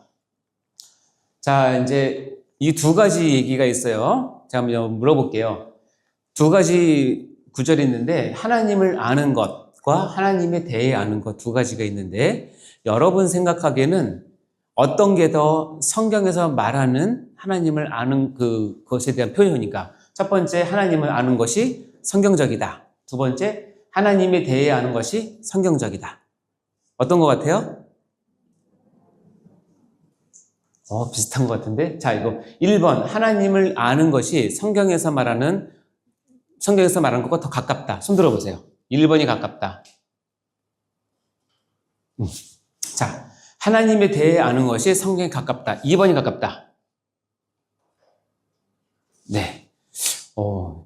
이 주일반도 그렇지만 금요반도 상당히 수준이 있어서 보통 제가 물어보면 반반이 나오는데 여기는 한 3대1 정도로 1번이 맞네요. 정답을 공개하면 1번이 성경에 가까운 단어예요. 그러나 여러분 오해하지 마실 거 뭐냐면, 하나님을 아는 것의 첫 출발은 하나님에 대해 아는 것도 출발을 하는 거예요. 다시 얘기하면 하나님에 대해 아는 거는 하나님에 대한 성경적인 지식을 일단 알아야 돼요. 하나님이 천지를 창조하셨다. 하나님께서 모세를 쓰셨다. 십계명을 주셨다. 예수님이 베들레헴에 태어나셨다. 3일 만에 부활하셨다. 등등등 성경에 나오는 하나님에 대한 모든 것들을 내가 아는 거예요. 그러나 하나님은 거기에서 그치는 것을 원치 않고 하나님에 대해 아는 것으로 가길 원하시는데, 하나님에 대해 아는 건 뭐냐면 하나님을 나의 하나님으로 인격적이고 관계적으로 경험적으로 아주 진하게 아는 거예요. 아까도 애인 얘기했으니까 내가 한 이성을 멀리서 알 때 그때 아는 것과 결혼까지 해서 아는 것과는 차이가 있죠. 그렇지 않습니까? 내가 한 이성을 참 멋있다, 매력적이다 하면 제일 먼저 궁금한 게 뭐예요? 재산이 궁금하시죠? 제일 처음에 궁금한 거는 저분 이름이 뭘까? 이게 제일 궁금하지 않아요? 이름이 뭐지? 이름 꼭 알고 싶잖아요. 근데 만약에 결혼까지 했는데 그때도 이름을 알고 싶어 합니까? 그럼 이상한 거죠. 하나님에 대해 아는 것은 하나님 아는 건 첫 출발이고, 동시에 여기서 끝이면 안 되고 반드시 어디로 가야 돼요? 하나님을 아는 것까지 가시는 거예요. 그래서 아는 것은 성경에서 말하는 가장 중요한 핵심 중의 핵심입니다. 자, 여기 보면 호세아 4장 6절 앞쪽에 볼까요? 내 백성이, 읽어봐요, 시작. 내 백성이 지식이 없으므로 망하는도다. 여러분 물을게요. 하나님의 백성, 하나님 선택된 백성, 하나님을 예비하는 백성이 망할 수 있어요? 없어요? 여러분 어떻게 교육받았어요? 예수 믿고 교회 다니면 망할 수 있어요? 없어요? 똑바로 얘기하세요. 망할 수 있어요? 없어요? 없어요? 있어요? 하나님 백성인데? 답이 나오잖아요. 내 백성이 망한데 뭐가 없으면? 이 지식은 절대로 주식에 대한 지식이 아닙니다. 부동산에 대한 지식이 아니고 재테크에 대한 지식이, 관계에 대한 지식이 아니라 이 지식은 뭐냐면 하나님을 아는 지식이에요. 하나님 백성인데도 불구하고 하나님을 아는 지식이 없으면 망할 수 있다. 이것이 하나님의 선언이자, 이렇게 망해가는 자기 백성을 보고 하나님이 마음이 찢어지고 아파서 이 호세아를 통해서 얘기하는 거예요. 내 백성이 나를 몰라서 저렇게 망해가고 죽어가는구나 하고 호세아를 통해서 대언을 하시는 거예요. 하나님의 백성도 하나님에 대한 지식이 없으면 망할 수 있다. 그러므로 호세아에서 이렇게 결론을 냅니다. 읽어볼까요? 시작. 그러므로 우리가 여호와를 알자. 힘써 여호와를 알자. 자, 여기서 제일 중요한 단어가 뭐랬죠? 기억나십니까? 힘써. 아시겠죠? 그러니까 이 말은 뭐냐면 하나님 보시기에 여호와를 아는데 대충대충 아는 사람이 많다는 뜻이에요. 그러니까 그렇게 알지 말고, 대충대충 알지 말고 어떻게 힘써 여호와를 알 것을 우리에게 명령하고 계신 거예요. 그만큼 아는 것은 중요합니다. 자, 이 말은 중요한데 로마서 10장에 보면 내가 증언하노니 그들이 하나님께 뭐 있으되? 열심히 있으나 뭐가 없어요? 올바른 지식을 따르는 것이 하나요. 자, 열심은 중요해요. 교회 생활할 때도 신앙에서 열심은 중요하지만 열심히 올바른 지식을 따라가는 게 아니면 위험하다는 거예요. 그래서 경고를 하는 거예요. 이유는 뭐냐면 올바른 지식이 없으면 하나님의 의를 모르고 자기 의를 세우게 되기 때문에요. 여러분, 인간은 둘 중에 하나를 세워요. 하나님은 하나님의 의, 아니면 자기 의. 둘 중에 하나 세우지 둘 다 세울 수는 없어요. 근데 뭐예요? 올바른 지식이 없으면 하나님의 의를 모르고 자기 의를 세우려고 하고, 더 나아가면 자기 의를 세우는 것에 익숙해지면 나중에 적극적으로 하나님의 의에 복종하지 않아요. 하고 싶지 않아요. 왜냐면 그건 나에게 유익이 안 되니까. 근데 중요한 건 뭐냐면 열심히 나쁘다는 뜻이 아니라 열심히 무식과 만나면 대형 사고가 납니다. 다시 한번 얘기할까요? 열심히 무식과 만나면 대형 사고 납니다.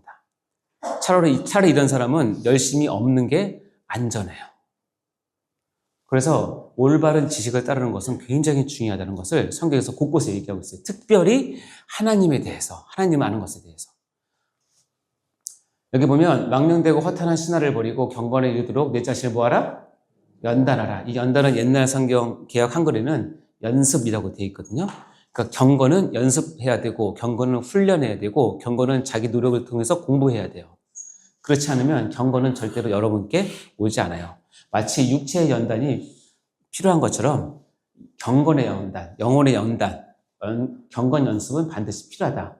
이것이 바로 이해가 합니다. 그렇다면 도대체 아는 게 뭐냐면 아는 게. 이제 그때 나옵니다. 아는 거.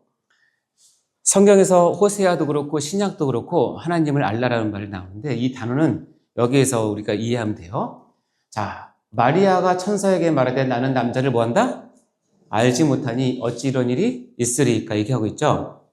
여기서 알지 못한다. 이 당시만 해도 이 마리아는 예수님의 육신의 어머니 마리아예요. 이 당시 풍습은 뭐냐면 이스라엘에서는 남자와 여자가 바로 결혼하지 않아요. 보통은 약혼을 하고 1년 뒤에 결혼을 합니다. 그래서 1년 동안은 잠자리를 같이 하지 않아요. 그러나 법적은 아니더라도 관습적으로는 이 둘을 부부로 인정을 해요. 이해되시죠? 그래서 둘이 약혼을 하면 1년 뒤에 결혼할 때까지 따로따로 살지만 누구나 다 저 요셉의 부인 될 사람은 마리아야. 마리아의 남편 될 사람은 요셉이하고 부부처럼 인정을 해요. 그런 상황에서 가브리엘이 와서 이런 기간에 있는 마리아, 약혼 기간에 있는 마리아한테 처녀인데 아들을 낳을 거라고 얘기를 해요. 여러분 받겠어요? 안 받겠어요? 이거는 걸리면 그 사회에서는 완전히 매장되든지 죽든지 해요. 요셉이 안 지켜주면. 그러니까 이 마리아가 그 얘기 듣자마자 첫 번째 얘기를 보면 나는 남자를 뭐하지 못하니? 알지 못하는데 어떻게 아들을 낳을 수 있습니까요? 이때 알지 못한다는 거 아까 호세에서 말하는 여호와를 알라 할 때 그 알을 얘기하는 거예요. 이건 단순히 남자 여자와의 그런 어떤 관계를 뜻하는 것이 아니라 그보다 더 깊이 있는 법적으로나 감정적으로나 육체적으로나 심리적으로 모든 알을 얘기하는 거예요. 이해되시죠? 그래서 잘 보세요. 여러분 예방접종을 하시죠? 예방접종을 하는 이유는 뭐냐면 약화된 병균을 몸에 넣어서 미리 한번 싸워보게 한 다음에 거기에 그거에 대한 항체가 생기면 진짜 균이 들어왔을 때 그걸 이겨낼 수 있는 효과를 얻기 위해서 예방접종을 하죠. 그렇죠? 예방접종을 여러분 필요한 거 다 하셔야 됩니다. 지금 예수님께서 자기 제자들을 불러놓고 예방접종을 하고 있습니다. 코로나 예방접종이 아니라 예수님께서 이제 부활 승천하시고 떠나면 제자들만 남을 텐데 너희들이 이런 일을 당할 거야 라고 미리 얘기를 해주는 거예요. 내가 이것을 너희에게 이르면 너희로 실족하지 않게 하려니, 그쵸? 실족하거나 그러니까 실망하지 않게 하기 위해서 하는 건데 사람들이 너희 제자들을 출교할 뿐 아니라 출교라는 게 뭔지 아세요, 여러분? 유대사회는 종교사회이기 때문에 유대교회에서 쫓아내면 그냥 성전에서 예배 못 드리는 걸로 끝나는 것이 아니라 그렇게 쫓겨난 사람은 장사도 못하고 사업도 못하고 교육도 못 받고 아무것도 못해요. 사회적인 생매장이죠. 그럼 이런 사람은 어디 가냐? 광야에 나가서 혼자 살아야 돼요. 이 출교란 말은 거의 사형에 가까운 말이라고 생각하시면 돼요. 근데 사람들이 너희 제자들을, 예수 믿는 너희들을 출교할 뿐 아니라 때가 이르면 너희를 뭐한다? 죽인다는 거예요. 그러니까 너희들 마음 단단히 먹어. 마음 단디 먹어라. 이 얘기예요. 그 다음 말이 충격이에요. 근데 그들이 그렇게 하는 것을 예수를 따르는 제자들을 출교하고 죽이면서 하는 말이 뭐냐면 이것이 하나님을 섬기는 일이라는 거예요. 그렇게 하면서 이것이 하나님을 섬기는 일이에요. 이해가 되세요? 유대교와 기독교의 차이는 딱 하나예요. 하나님을 믿어요. 여호와 하나님을 믿어요. 근데 유대교는 예수가 하나님을 믿지 않아요. 예수가 메시아를 믿지 않아요. 기독교는 뭐예요? 하나님을 믿지만 예수는 하나님께서 보내신 독생자 그리스도 구세주라는 걸 믿어요. 그런데 이렇게 이 출교를 하면서 죽이면서 이것이 하나님을 섬기는 일이라고 한다는 거예요. 이해가 되셨어요? 이 일을 누가 했냐면 사도 바울이 사울 때 일했어요. 제자들을 죽이면서 스데반을 죽이면서 아주 난 하나님에 대한 열심으로 한다라고 생각하는 거죠. 근데 예수님께서 정확하게 얘기합니다. 그들이 이런 일을 할 것은 이유는 뭐냐면 원인은 아버지와 나를 뭐한다? 알지 못한다. 여러분 유대인이 하나님을 몰라요? 그럴 수 없어요. 여러분 놀라지 마세요. 유대인은 지금도 경건한 가정은 태어나면 남자애들은 성인 될 때까지 모세 오경을 통째로 암기시킵니다. 레위기부터 시작해서 통째로. 그래서 유대인들은 레위기를 읽으면 내가 먹어야 될 거, 먹지 말아야 될 거, 접촉해야 될 거, 접촉하지 말아야 될 정결법이 있거든요. 그게 아예 몸에 익어요. 그게 유대인이에요. 근데 하나님을 몰라요? 하나님과 나를 알지 못하면 이런 일을 한다는 거예요. 그래서 이 알지 못한다는 단어가 무슨 뜻인지 아시겠죠? 단순히 내가 지식으로 동의한다는 뜻이 아니에요. 자, 읽어볼까요? 시작! 영생은 곧 유일하신 참 하나님과 그가 보내신 자 예수 그리스도를 아는 것이라. 자, 곧부터 시작해서 예수 그리스도를까지 하면 꾸미는 말이니까 빼고 영생은 곧 뭐예요? 아는 거예요. 여러분이 생각하는 받을 영생은 뭐예요? 아는 거예요. 누구를 알아요? 하나님과 예수 그리스도를 아는 거예요. 느낌이 옵니까? 내가 공부를 통해서 아는 게 아니라 여러분의 전 인격을 통해서 하나님을 느끼고 받고 깨닫고 같이 울고 같이 나누고 이거예요. 이거. 실제로 살아계신 그분을 내가 섬기는 거예요. 그게 아는 거예요. 여러분이 그 알을 잘 알기 위해서는 이렇게 하면 됩니다. 잠언서에 보면 은을 구하는 것 같이 그것을 구하며 감추인 보배를 찾는 것 같이 그것을 참으면 여호와 경외를 깨달으면 하나님을 알게 된다는 거예요. 요즘 말로 바꾸면 여러분이 돈을 버는 열심만큼이나 하나님을 찾으면 하나님을 더 잘 알게 된다는 거예요. 여러분이 자녀 교육시키는 그 열정만큼이나 하나님을 찾으면 하나님을 더 잘 안다는 거예요. 여러분이 병 걸렸을 때 낫기를 갈망하면서 했던 모든 것만큼이나 하나님을 찾으면 하나님을 알게 된다고 얘기해요. 근데 왜 모르냐? 왜 모르냐? 왜 모르죠? 그런 마음이 없는 거예요. 그렇게 알고 싶은 마음이 없는 거예요. 그냥 일주일에 한 번 가서 예배 때 들리는 은혜 받았습니다 라고 하고 그냥 또 지나오잖아요. 그렇게 알아서는 힘드실걸요? 이게 아는 거예요. 자, 나왔습니다. 아까 제가 하겠죠? 잘 읽어보세요. 이제 이렇게 하고 읽어보면 됩니다. 시작. 우리가 다 하나님의 아들을 믿는 것과 아는 일에 하나가 되어 온전한 사람을 이루어 그리스도의 장성한 분량이 충만한 데까지 이르니. 이 말이 다가옵니까? 내가 믿는 것과 예수를 아는 것이 뭐가 될 때? 하나가 될 때 내가 온전한 사람이 된다는 거예요. 믿는 것에만 있으면 온전한 사람이 될 수 없어요. 자, 이것을 통해서 우리가 하나님을 알 때 하나님과 우리와의 관계를 두 가지 축으로 설명하는데 굉장히 중요합니다. 이 두 축은 성경 전체를 바치고 있는 축이자 여러분이 이 땅을 살면서 하나님과 관계를 할 때 갖는 축에 그 외에 다른 것도 많지만 이 두 가지 축은 반드시 알고 계셔야 되는데 하나님과 나와의 관계가 한쪽은 내가 하나님을 주라고 부르는 축과 내가 한쪽은 하나님을 아빠, 아버지라고 부르는 축이 있다는 거예요. 자, 여러분 예수님 하나님을 주라고 부르십니까? 주라고 부르시죠? 네. 주님, 주여 그러죠? 기도할 때 주여 외치지 않습니까? 그리고 하나님을 아버지라고 부르십니까? 자, 봅시다. 이 주라고 하는 단어는 구약에는 아도나이, 신약에는 큐리어스라고 얘기합니다. 근데 제가 미리 말씀드리자면 현재 여러분이나 제가 살고 있는 이 시대에 이 땅에서는 이 성경에서 말하는 주를 체험하고 경험할 만한 상황은 이미 없어요. 이미 여기는 민주주의 사회이고 인권이 보장이 되어 있고 자본주의 사회이기 때문에 성경에서 썼던 이 주라는 단어를 경험할 기회는 애석하게도 이 땅에는 없어요. 상상만 할 뿐이에요. 그 가장 근접한 거는 조선시대 노비 생각하시면 되고 아니면 여러분이 로마 영화를 보면 로마의 뭐 스파르타쿠스나 이런 영화를 보면 거기 나온 노예 보시죠, 노예. 그 노예가 바로 주인과 노예 사이를 주라고 불러요. 내가 한 사람을 주라고 부르면 그 사람은 그 사람은 나를 뭐로 보는 거죠? 종으로 보는 거예요. 여러분, 노예, 종과 집에서 기는 돼지와의 차이점이 뭔지 아세요? 종과 집에서 기는 돼지와의 차이점. 돼지는 말 못하는 짐승이고 노예는 말할 줄 아는 짐승이에요.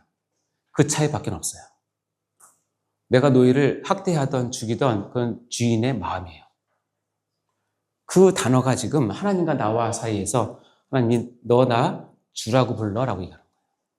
그거 알고 여러분 주라고 부르십니까 지금?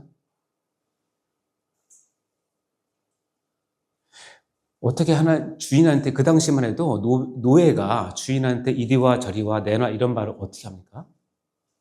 그건 상상도 못할 일이에요.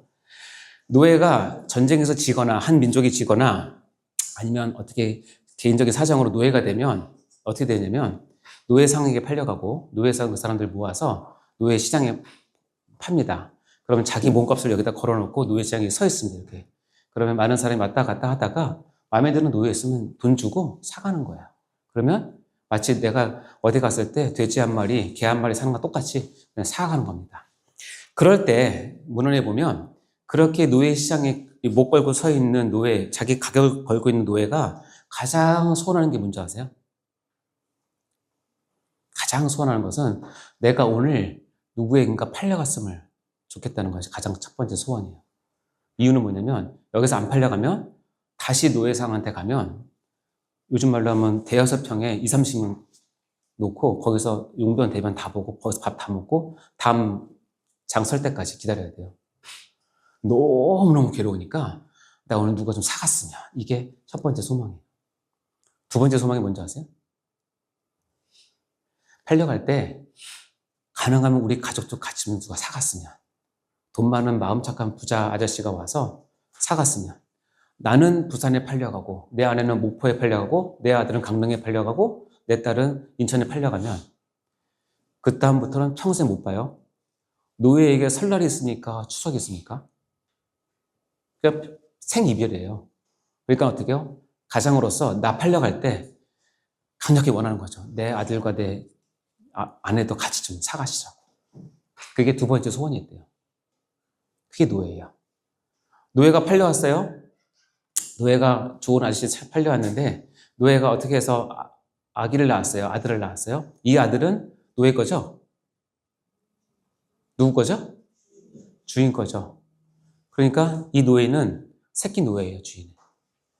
노예가 와서 하는 모든 경제적인 활동의 이득은 모든 것은 하다못해 그 자녀까지도 다 주인 거예요. 자기가 못해요, 함부로. 그게 노예예요. 그걸 염두에 두고 나온 단어가 주예요. 이해되세요? 여기 보면 굉장히 은혜스러운 말씀이에요. 야곱아 너를 창조하신 여호와께서 지금 말씀하시느라 이스라엘 너를 지으신 이가 지금 말씀하시느라 너는 두려워하지 말라 내가 너를 구속하였고 내가 너를 지명하여 불러니 너는 내 것이라. 은혜로운 말씀이죠. 그런데 이 이사야 말씀을 처음 듣는 이스라엘 사람들은 너는 내 것이라는 말에 걸리는 거예요.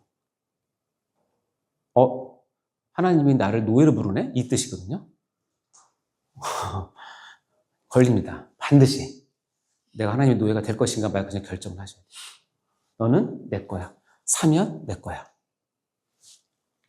그럼 신약에 나오죠. 너희는 너희 자신의 것이 아니라 값으로 산 것이 되었으니 너희 뭘 하는 영광 되리라. 값으로 산 것이 됐다는 뜻은 뭐냐면 내가 너 뭐 삼았다? 종으로 삼았다. 노예로 삼았다는 뜻이에요. 요거를 잘 설명하는 게 이건데 제가 이번 연차가 19년째 제가 가르치고 있거든요.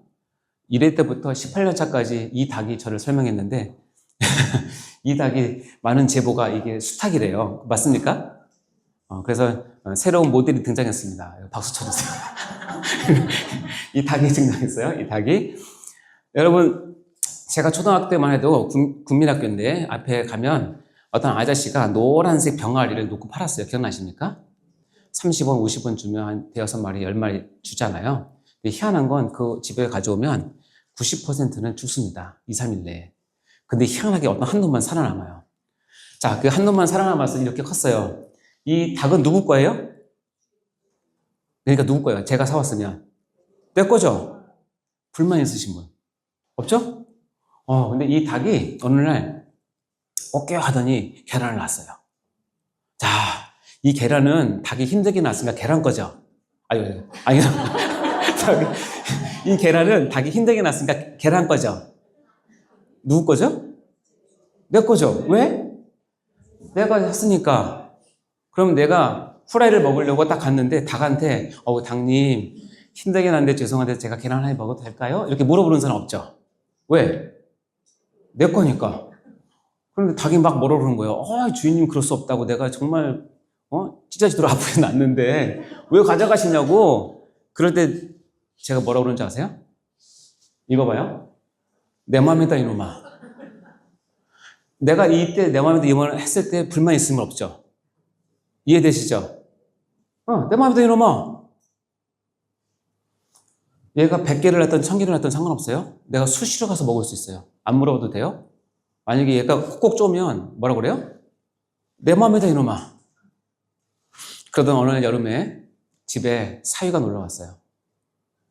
사위들한테 닭을 주기 위해서 자 가서 얘 잡아야겠다 마음 먹고 딱 갔는데 이 닭이 눈치챘어요. 닭이 뭐라고 하시는지 아세요? 어떻게 주인님 그럴 수 있습니까? 내가 어릴 때부터 여기 와서 여기서 계란을 무려 지금 985개 나왔고 그래서 막 합니다. 그러면서 어떻게 그럴 수 있습니까? 그럴 때 뭐라고 그래요? 크게 얘기해 보여요. 뭐라고 그래요? 그리고 나서 그날 저녁에 이렇게 되는 거예요. 이렇게 또 닭이 할 말이 있어요, 없어요? 왜? 내가 샀기 때문에. 내가 주인이기 때문에. 이게 성경에서 말하는 주라는 뜻이에요. 하나님과 여러분의 관계가 지금 이 관계예요. 내 마음이다 이놈만을 하나님이 하시는데 이제 여러분이 하세요, 막. 하나님 어떻게 이럴 수 있어요? 내 마음이다 이놈. 이거를 이해하고 주라고 부르셔야 돼요. 인정하고. 아멘? 아멘가 적네요. 이게 인정이 안 되면 하나님과 나와의 관계에 주라고는 한 축이 무너진 거예요. 이 축이 무너지면 여러분은 아무 일도 못해요. 또 하나 축은 뭐냐면 그를 누가 뭐라고 그런다? 희한하죠. 한 축은 주라고 부르고 한 축은 아빠라고 불러. 이게 너무 다른 성격이에요. 너무 다른 성격인데 하나처럼 쓰여요. 이게 하나님의 사랑의 신비함이고 풍성함이에요. 너무 이쪽에만 있으면 참 딱딱해요. 이게 없으면 너무 딱딱할 거예요. 반대로 너무 이쪽만 강조하면 어떻게 되는 줄 아세요? 드라마에 나오는 버릇없는 아이들. 이렇게 됩니다. 하나님을 아빠, 아버지라고 부르라고 얘기하셨어요. 창조주 하나님께서 온 우주보다 크신 하나님이 나를 아버지가 아니라 뭐라고? 아빠. 불러보신 분 계세요? 지금도 부르고 계십니까? 너무 어색하세요? 기도하는 가운데 아빠, 아버지 불러보신 분 계세요? 많이 부르세요. 제가 장담컨대 하나님께서 귀를 기울이시고 나를 아빠, 아버지 부르는 그 듣기를 너무너무 좋아하세요. 저는 계속 딸이 없어요. 딸이 없어서 아빠 이걸 못 들어요. 그런데 저는 저희 아버지한테 아빠라고 부릅니다. 지금도 제 아들 둘이 저한테 아빠라고 부릅니다. 너무 친근해서 좋아요. 근데 아들 둘이 어느 날 갑자기 아버지 그러면 제가 겁납니다. 사고 쳤나? 아빠 정말 듣기 원하세요. 하나님께서 정말 듣기 원하세요. 그러니까 기도할 때 아빠 아버지 부르세요. 자 한번 따라해 볼래? 아빠 아버지 눈 감고 하나님을 생각하시면서 아빠 아버지 해보세요. 아빠 아버지 요거를 기도 때마다 하세요. 힘들 때마다 하세요. 속상해서 화장실에서 눈물 흘릴 때 아빠 아버지 하세요. 그리고 뒤에 기도 안 하셔도 돼요. 아빠 아버지 하면 바로 오셔서 안아주십니다. 그분이 하나님이세요. 이 아빠 아버지는 그는 내 아버지가 너를 지으신 이가 아니냐 하면서 일단 창조주 하나님을 전제를 한 거예요. 그리고 여호와 주는 우리 아버지시라 옛날부터 주의 이름을 우리의 구속자라 하셨으니 이 아빠 아버지는 나를 구원하니 구속자를 전제를 한 거예요. 창조주와 구속자를 다 담고 있는 만유보다 크신 그분이 나에게 아빠 아버지라고 부르라고 허락하셨어요. 어떻게 되냐면 왜냐면 예수님도 이렇게 했어요. 예수님도 이 아주 급한 시간에 그 십자가를 앞두고 이렇게 얘기합니다. 아버지께 기도하면서 뭐라고 보여요? 여기 앞에? 아빠. 예수님도 하나님을 아빠, 아버지 했어요. 그리고 여러분도 하나님을 아빠, 아버지 하시면 되죠? 자, 예수님이 하나님을 아빠, 아버지라고 불렀어요. 나도 하나님을 아빠, 아버지라고 불러요. 그러니까 예수님과 나는 뭐예요? 형제예요? 그러니까 내 형이라고 부르면 돼요, 안 돼요? 이론적으로 맞죠. 그러나 성경에는 그렇게 한 적이 없기 때문에 예수님을 형님 그러면 안 돼요. 아셨죠? 착각하시면 안 됩니다. 이건 신적인 단어라서 그래요. 내가 아빠 아버지라고 부를 수 있는 첫 번째 이유는 뭐냐면 양자의 영, 즉 성령을 받은 사람만 하나님을 아빠 아버지라고 부를 수 있어요. 성령을 안 받은 사람은 죽었다 깨어나도 어렵습니다. 여기 보면 그 아들의 영, 이게 성령이거든요. 우리 마음 가운데 보내서 첫 번째 일이 뭐냐면 아빠 아버지라고 부르게 그 관계를 특이하셨다는 거야. 여러분 성령 받으셨습니까? 성령을 통해서 여러분 중생하셨고 예수를 믿습니까? 그러면 덤으로 아빠, 하나님과 나오는 아빠 아버지의 관계가 딱 서버린 거예요.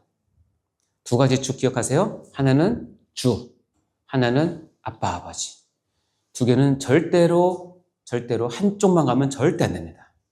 이 두 개는 신비하게 얽혀 있고 때로는 내가 주로서 하나님께 충성하고 헌신하고 무익한 종으로 살고 한쪽은 아빠 아버지로 내가 어느 순간에 내가 믿고 의지할 수 있고 나를 보호해 주시는 분으로 내가 철저하게 따르는 거예요. 그러면서 마음에 따뜻함을 얻는 거죠.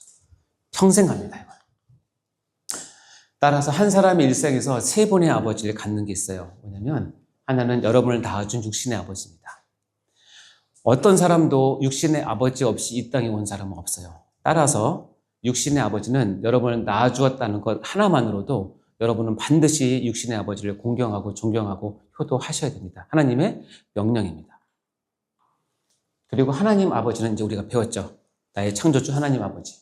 그리고 또 하나 아버지는 뭐냐면 영적 아버지가 있어요. 영적 아버지는 뭐냐면 내가 헤매고 있을 때 하나님께로 나를 이끌어준, 그래서 나를 거듭나게 해준, 나를 양육시켜준, 하나님께 접붙임을 하도록 쓰임받은 사람을 영적 아버지라고 얘기해요. 뭐 보통은 담임 목사님이 영적 아버지가 많이 되시죠. 또 어떻게 되죠? 나를 위해서 수고해준 양육하신 그분, 또 나를 위해서 기도해주신 권사님, 나를 위해서 불철주야 애써주신 그 사람들이 영적 아버지죠. 이 세 분의 아버지를 내가 다 갖고 있다면 그것은 뭐예요? 가장 성공한 인생이라고 말할 수 있어요. 여러분 다 있습니까? 있으시기 바랍니다. 그리고 여러분께 한 가지 권해드리는 것은 이제 여러분이 누군가의 영적 아버지가 되어주세요. 그들이 애타게 기다리고 있습니다.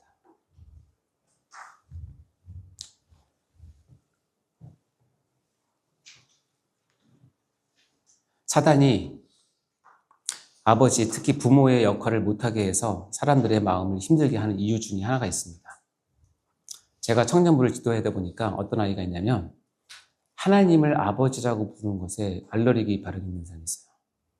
이유는 내가 그 육신의 아버지한테 엄청난 모욕과 박해와 어려움을 당했기 때문에 그게 상처로 남아서 그래요. 하나님을 믿기시는데 너무 좋은데 하나님을 아버지라고 했는데 근데 아버지라고 딱 부르는 순간에 내 육신의 아버지의 그런 모든 게 오는 거예요. 그러니까 하나님께 못 나가요. 이런 사람들은 그게 해결되기 전에는 하나님께 온전히 가기 어렵거든요. 그때 하나님의 방법은 뭐냐면 너 아버지 또는 어머니를 용서하라고 얘기해요. 용서가 되는 사람은 하나님을 얻을 것이요. 그 용서가 안 되는 사람은 하나님을 얻지 못합니다. 뒤집어서 얘기할까요? 여러분 자녀들을 키우십니까? 앞으로 키우실 거죠? 여러분 자녀들이 하나님을 아버지라고 딱 부를 때 여러분을 떠오르면서 아 맞아 하나님이 아버지야? 와 아버지 그렇게 하나님 이렇게 좋으신 분이구나 이런 마음을 갖고 신앙을 시작해야지. 여러분 자녀가 하나님을 아버지라고 부르는 순간에 여러분을 생각하면서 고개를 절레절레 흔들면서 나 이런 아버지죠 하나님 믿기 싫어라고 한다면 여러분은 자녀를 잘못 기르신 거예요. 자녀들의 양육의 목표는 내 아들, 내 딸이 하나님을 아버지라고 부를 때 마음을 활짝 열고 맞아 우리 부모님 보니까 하나님이 이렇게 좋으신 분이었네 이게 가야 돼요. 이게 양육을 잘하신 부모고 그게 아니라 고개 절레절레 흔들면 여러분 아무리 그에게 돈과 시간을 투자해도 잘못 기르신 거예요. 지금부터 그렇게 하시면 됩니다. 아멘? 죄송해요. 자, 마무리할까요? 1번 시작. 성경에 대한 태도는 곧 하나님에 대한 태도이다. 성경을 어떻게 대하느냐에 따라 신앙의 유무 및 신앙 성숙의 정도가 결정이 된다. 아멘. 그렇죠? 2번 시작. 교회는 성경의 권위 아래에서 존재해야지 성경 위에서 권위를 행사하면 안 된다. 꼭 기억하셔야 됩니다. 3번 시작. 우리는 하나님을 아는 만큼 사랑하고 아는 만큼 섬길 수 있고 아는 만큼 누릴 수 있다. 따라서 우리는 반드시 하나님을 알아야 한다. 4번 시작. 나의 신앙 대상에 대한 정확하고 분명한 호칭 사용은 우리 신앙의 기본이며 나의 정체성에 대한 끊임없는 고백이다. 나의 하나님 주 여호와여 아빠 아버지 내가 주를 사랑하리다. 아멘. 여러분 혹시 이 찬양 아십니까? 너는 내 아들이라 라는 찬양인데요. 생각하시면서 여기 왜 아들만 나왔지? 이 아들은 다 포함되는 겁니다.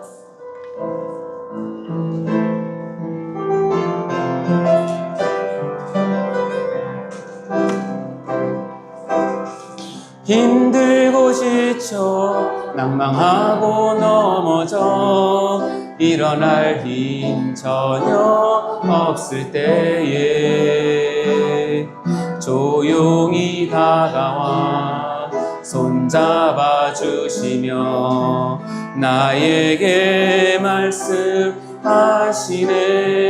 말씀하시네. 나에게 실망하며 내 자신 연약해 고통 속에 눈물 흘릴 때에 무자국난 그 손길 눈물 닦아주시며 나에게 말씀하시네.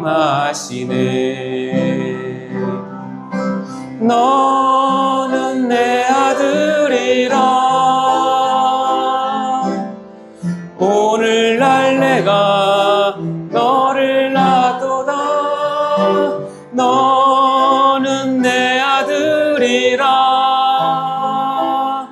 나의 사랑하는 내 아들이라 언제나 변함없이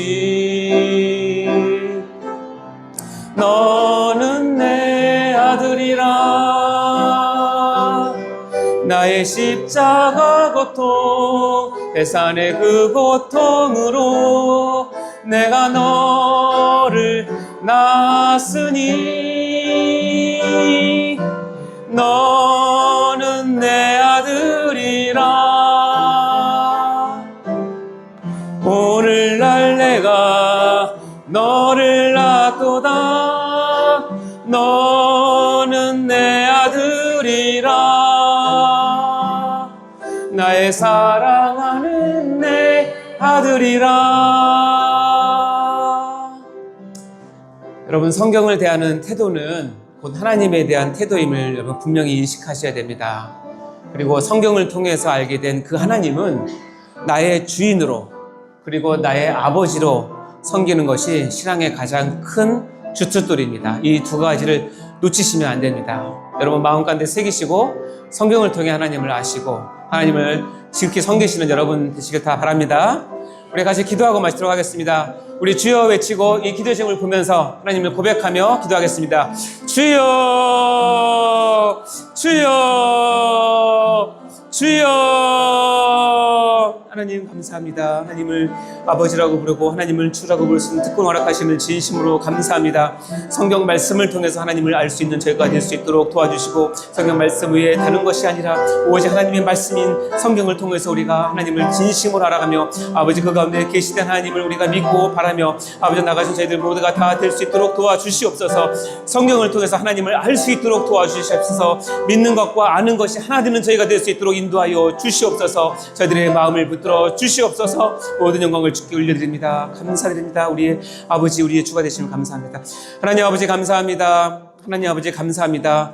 미련한 저희에게 하나님의 말씀을 계시하여 주시고 성경 말씀을 통해서 하나님이 누구인지를 알게 해주심을 진심으로 감사합니다. 우리가 성경 말씀을 통해서 이제는 하나님을 힘써 알 수 있도록 도와주시고 이 하나님을 알아가는 것에 믿는 것과 아는 것에 하나가 되는 저희가 될 수 있도록 축복하여 주시옵소서. 뿐만 아니라 하나님을 주라고 부르고 또한 아버지라고 부를 수 있는 놀라운 특권과 아버지 의무를 우리가 잘 깨닫고 하나님을 온전하게 성실하게 바르게 섬길 수 있는 저희가 될 수 있도록 인도하여 주시옵소서. 이 밤에 은혜 주셔서 감사하고 이후에 있을 철야 예배 가운데 함께 하셔서 담임 목사님의 말씀을 통해 더 큰 은혜 받을 수 있도록 인도하여 주시옵소서. 주셔서 모든 영광을 주께 올려드립니다. 감사드리며 예수님 이름으로 기도합니다. 아멘. 수고하셨습니다.